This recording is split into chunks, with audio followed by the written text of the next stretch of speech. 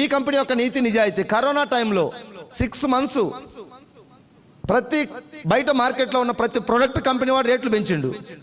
ఏ sir పెరిగినా లేదా? మనకు తెలిసి నిత్యావసర వస్తువులు చింతపండు, ఉప్పు, పప్పు, సిమెంట్ అన్నీ పెరిగినాయి. ఆటో కిరాయి కూడా ఏమైంది? పెరిగింది. అంబులెన్స్ కిరాయి పెరిగిందా లేదా? మరి చెప్పండి మీరు, నేనే రాసుకోమంటవా?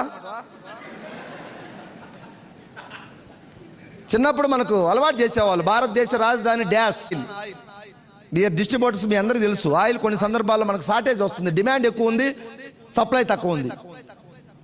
బయట ఆయిల్ ఎప్పుడైనా డిమాండ్ ఎంత ఉన్నా కూడా సప్లై ఏమైనా తగ్గుతుందా? నీకు 1,00,000 లీటర్లు సన్ఫ్లవర్ కావాలన్నా, పామ్ ఆయిల్ కావాలన్నా, పల్లి నూనె కావాలన్నా ఇస్తారు ఇప్పుడు రెడీగా.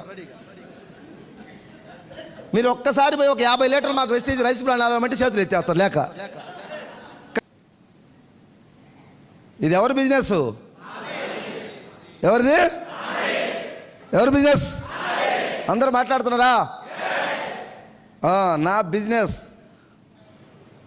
దీనికి మనం తల వంచాలి. వంచాలా లేదా?